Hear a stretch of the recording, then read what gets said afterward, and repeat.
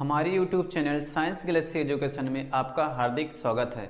आज हम लोग इस लेक्चर में पढ़ने वाले हैं सेल अर्थात कोशिका के बारे में। ये बायोलॉजी का एक पार्ट है जो ही बहुत ही इम्पोर्टेंट और बहुत ही महत्वपूर्ण है।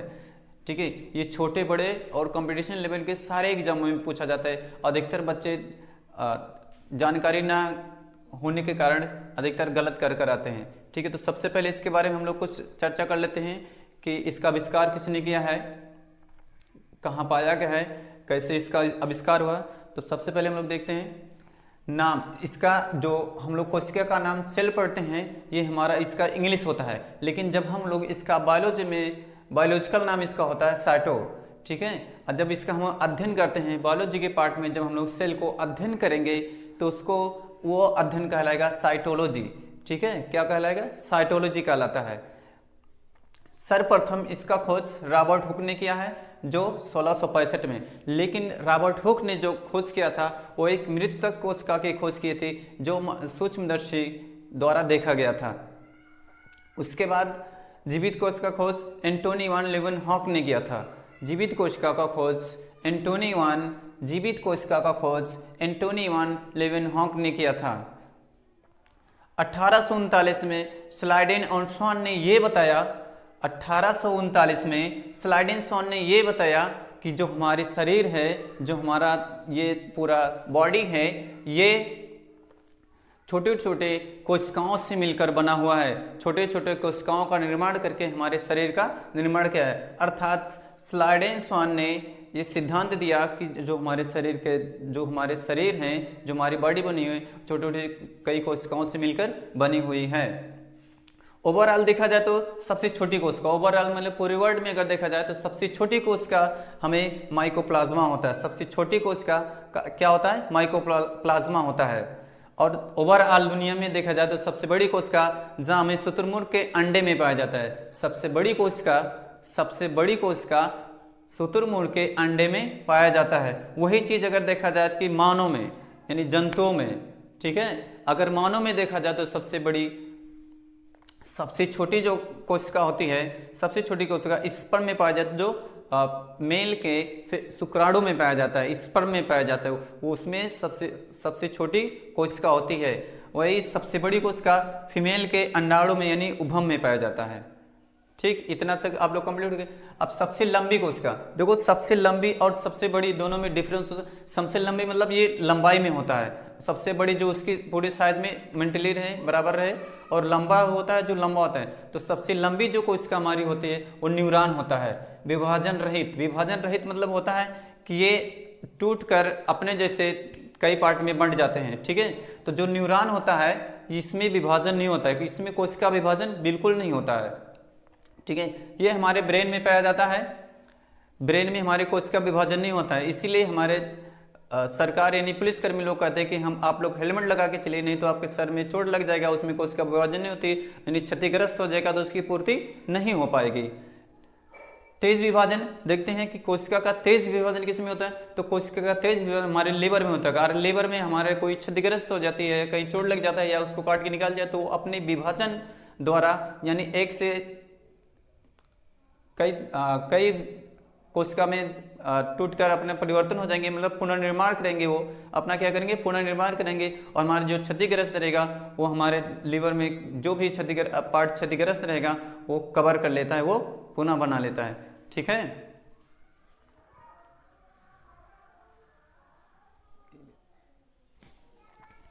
चलिए अब हम लोग देखते हैं कोशिका के कुछ पार्टों के बारे में जो कोशिका के अंदर विराजमान रहता है, जो कोशिका के अंदर रहता है। ठीक है, उसके बारे में, उसके कुछ पार्टों के बारे में, उसके कुछ अंगों के बारे में हम लोग पढ़ते हैं और देखते हैं और अध्ययन करते हैं। सबसे पहले आता है कोशिका झिल्ली।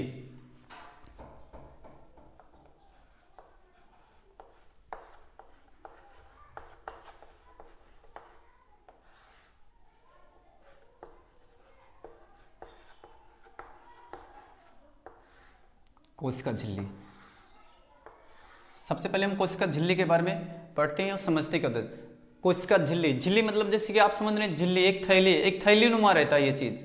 ठीक है, कोशिका जो होता है झिल्ली, एक झिल्ली नुमा रहता है। जैसे कोई सामान, कोई चीज़, कोई अलग अलग चीज़ उसमें रख दिया जाए और लटका कर टांग कर उसमें लेके जाया जाए, ये कोशिका झिल्ली बिल्कुल एक झिल्ली की तरह होती है। जिस तरह से हम पॉलीथीन झिल्लियों की तरह यूज करते हैं, इसमें कोशिका के सभी अंग पाए जाते हैं। ये पादपों और जंतुओं में दोनों पाया जाता है। पादपों का मतलब होता है पेड़ पौधे, जितने वनस्पति होते हैं वो सब क्या है, वो पादपों में, उसको हम लोग पेड़ पौधे जो होते हैं, वनस्पति जो होते हैं, उन्हें हम पादप भी कहते हैं, उन्हें पादप। और जंतु कहते हैं, जंतु में जीव में जो चलते फिरते रहते हैं, जैसे ऐसे इधर उधर हिलते डोलते रहते हैं, चलते फिरते रहते हैं, वो क्या होते हैं, जंतु यानी तो जानवर। जैसे हम लोग भी क्या है, एक जंतु ही है, हम लोग भी क्या है, एक जंतु हैं, हम लोग भी एक जंतु हैं। और जानवर के अंतर्गत इंसान भी रखे जाते हैं, इंसान भी जानवर के अंतर्गत ही पाए जाते हैं। तो ये जो हमारा कोशिका झिल्ली होता है, ये जंतु और पादप दोनों में पाया जाता है। कोशिका झिल्ली जंतु और पादप दोनों में पाया जाता है। कोशिका झिल्ली को प्लाज्मा झिल्ली भी कहते हैं।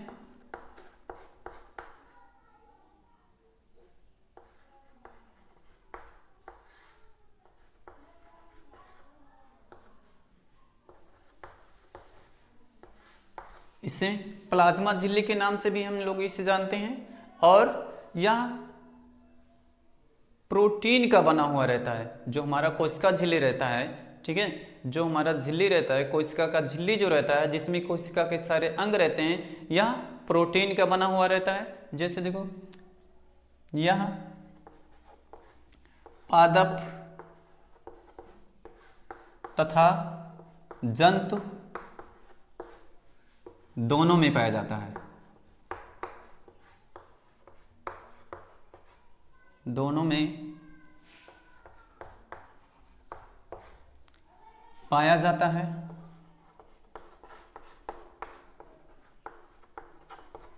ठीक, यह जंतु और पादप दोनों में पाया जाता है। यह प्रोटीन का बना हुआ रहता है।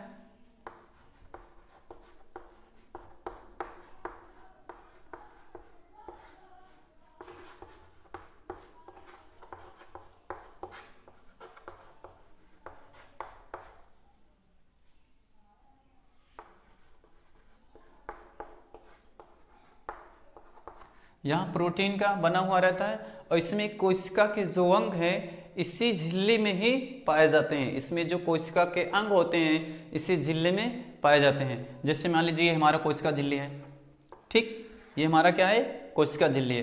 और इसके अंदर ही हमारे जो कोशिका के अंग हैं इसी झिल्ली में पाए जाते हैं। ठीक है, तो ये जो हमारा आकार का दिख रहा है ये हमारा क्या, कोशिका झिल्ली कहलाता है। ठीक, अब हम लोग अगले हेडिंग की तरफ बढ़ते हैं।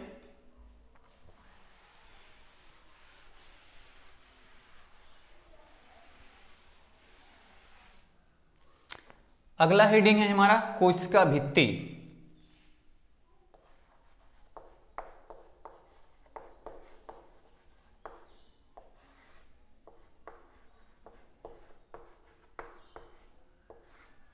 ठीक, क्या है, कोशिका भित्ति। अब सबसे पहले हम लोग समझते हैं कि कोशिका भित्ति क्या चीज होती है।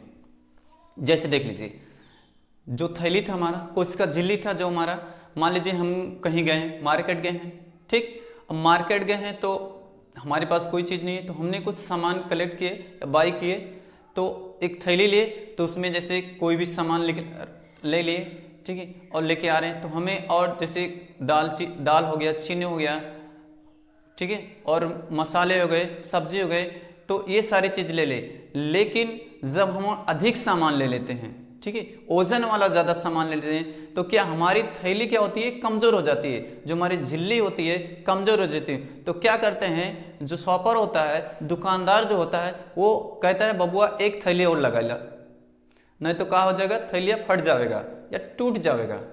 ठीक, तो क्या करता है, शॉपर के एक थैली और दे देता है, तो वो एक थैली और देता है, तो हम लोग क्या कहते हैं, डबल थैली लगा लेते हैं।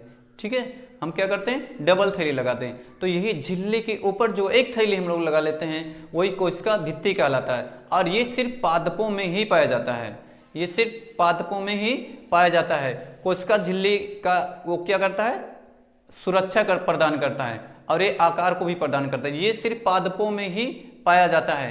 कोशिका झिल्ली का जो सुरक्षा होता है, हमारे में तो हम लोग कपड़ा वपड़ा पहन के सब अपना उसका सुरक्षा कर लेते हैं, लेकिन पादप क्या होते हैं, जंतु पेड़ पौधे जो होते हैं उनकी कोशिका झिल्ली का सुरक्षा कौन करता है, कोशिका भित्ति करता है। जैसे देख लीजिए, मान लीजिए हमारा कोशिका झिल्ली है, ठीक है, और ये इसके ऊपर बाहरी परत एक और जोड़ दिया जाता है, एक झिल्ली और लगा दिया जाता है ऊपर से, ऐसे एक झिल्ली ऊपर से आपको ऐसे और लगा दिया जाएगा, ठीक है। ये क्या करता है, हमारी इस कोशिका झिल्ली का क्या करता है, सुरक्षा भी करता है, ठीक है, और थोड़ा आकार भी प्रदान करता है। ये सेल्यूलोज का बना हुआ रहता है। ये जो हमारा कोशिका भित्ति है ये सेल्यूलोज का बना हुआ रहता है। ये हमारी कोशिका झिल्ली का क्या करता है, सुरक्षा प्रदान करता है, ठीक है। क्या प्रदान करता है, सुरक्षा प्रदान करता है। और यह सिर्फ केवल पादपों में ही पाया जाता है। कोशिका भित्ति सिर्फ पादपों में ही पाया जाता है। आई होप कि आप समझ गए होंगे। हम लोग अगले हेडिंग की तरफ बढ़ते हैं।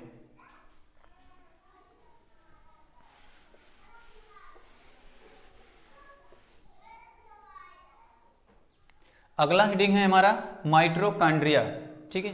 माइटोकॉन्ड्रिया क्या करता है, ये कोशिका झिल्ली के अंदर ही पाया जाता है। माइटोकॉन्ड्रिया का काम क्या रहता है कि ये ऊर्जा उत्पन्न करता है, ऊर्जा बनाता है, ठीक है। जैसे हम लोग कोई काम करते हैं, चलते हैं, फिरते हैं, दौड़ते हैं, या कोई अपना काम करते हैं, जैसे हम लोग साइकिल चलाते हैं, फुटबॉल खेलते हैं, मैच खेलते हैं, तो हमारे शरीर की किसकी आवश्यकता पड़ती है, ऊर्जा की आवश्यकता पड़ती है, ठीक है। जांगर जिसे कि हम लोग कहते हैं भोजपुरिया भाषा में, कुछ लोग कहते नहीं है, अरे तुम्हारा जांगर ना है, कुछ ना है, तो क्या करता है, ये हम लोग वैज्ञानिक साइंसी भाषा में ऊर्जा कहते हैं। तो ऊर्जा क्या कहाँ से प्रदान होता है, ये हमारी कोशिका के अंदर माइटोकॉन्ड्रिया ऊर्जा निर्माण करता है, ठीक है। तो अगला हेडिंग हमारा क्या है, माइटोकॉन्ड्रिया के बारे में पढ़ते हैं।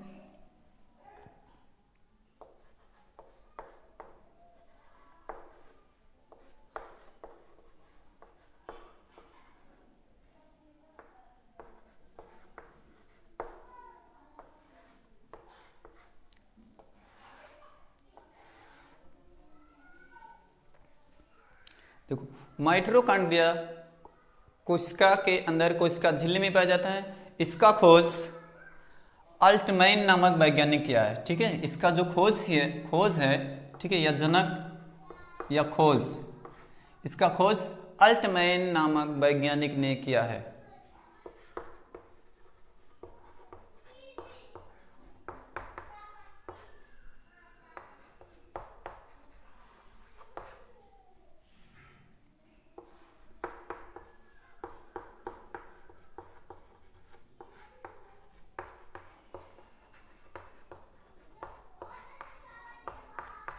ठीक, इसका खोज अल्टमैन नामक वैज्ञानिक के क्या है। अब सवाल ये उठता कि ये हमारी कोशिका झिल्ली के अंदर ऊर्जा कैसे प्राप्त करें। तो जैसे देखो, ऊर्जा कैसे बनाता है ये जब हम सांस लेते हैं, ठीक है, जब हम लोग सांस लेते हैं तो जो ऑक्सीजन होता है ना, जो ऑक्सीजन होता है ये हमारे सांस यानी फेफड़े यानी खून, ब्लड यानी हीमोग्लोबिन के अंतर्गत ये कहाँ लेके जाता है, हमारे कोशिका में लेके जाता है, कोशिका झिल्ली में, ठीक है, माइटोकॉन्ड्रिया के पास लेके जाता है। तो माइटोकॉन्ड्रिया के अंदर ये जो हमारा ऑक्सीजन जाता है एक साइकिलिंग करता है, एक चक्र चलाता है, ठीक है। क्या करता है, एक चक्र चलाता है जिसे हम क्रेब्स चक्र कहते हैं, जिसे हम लोग क्रेब्स चक्र भी कहते हैं, ठीक है। जो हमारे माइटोकॉन्ड्रिया के अंदर ऑक्सीजन जो हमारा एक चक्र चलाता है उसे क्रेब्स चक्र कहते हैं, क्रेब्स चक्र, उसे क्या कहते हैं हम, क्रेब्स चक्र, क्रेब्स चक्र कहते हैं। अब ये क्रेब्स चक्र क्या कहता है, एटीपी निर्माण करता है। क्या निर्माण करता है, एटीपी निर्माण करता है। तो 38 एपीटी मिलकर ग्लूकोज का निर्माण करते हैं और वही ग्लूकोज हमें ऊर्जा प्रदान करता है, ठीक है। जब मान लीजिए माइटोकॉन्ड्रिया के पास अंदर गया, हमारा ऑक्सीजन गया, तो ऑक्सीजन ने क्या किया, एक साइकिलिंग किया, एक भाग दौड़ किया, ऐसे इधर उधर एक चक्कर चलाया उसमें, और जब उसने चक्कर चलाया ना तो वहां एक निर्माण चक्कर चलाया, ठीक है। तो उस चक्र का नाम दिया गया क्रेब्स, क्योंकि इस चक्र का खोज हमारे क्रेब्स नामक वैज्ञानिक ने किया था। इस चक्र का खोज हमारे क्रेब्स नामक वैज्ञानिक ने किया था, इसलिए इस चक्र को, इस साइकिलिंग को हम लोग क्रेब्स चक्र के नाम से ही जानते हैं। तो जब ये चक्र चलता है ठीक है, तो ये एटीपी का निर्माण करता है। ये क्या करता है? एटीपी का निर्माण। वही एटीपी जब 38 एटीपी मिलकर ग्लूकोज का निर्माण करते हैं, जब 38 एटीपी मिलकर क्या करते हैं? ग्लूकोज का निर्माण करते हैं। वही ग्लूकोज हमारा क्या करता है? ऊर्जा हमें प्रदान करता है। हमें क्या करता है? तो क्रेब्स चक्र हो गया, जिसका खोज किसने किया है? क्रेब्स। क्रेब्स नामक वैज्ञानिक किया है, ठीक है। इसमें क्या बनता है? एटीपी का निर्माण होता है। किसका निर्माण होता है? एटीपी का निर्माण होता है। एटीपी का निर्माण करता है। जब चक्र चलता है हमारा तो क्या करता है? एटीपी का निर्माण करता है। और 38 एटीपी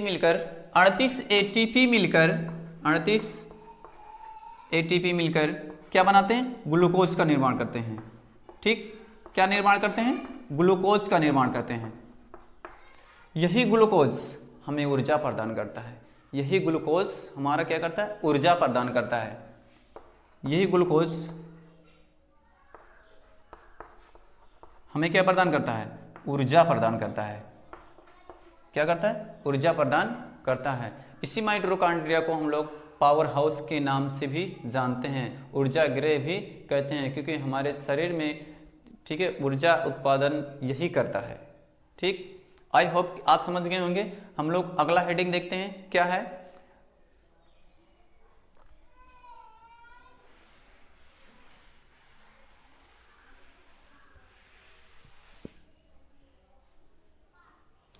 देखो, अगला हेडिंग होता है गाल्जी बॉडी।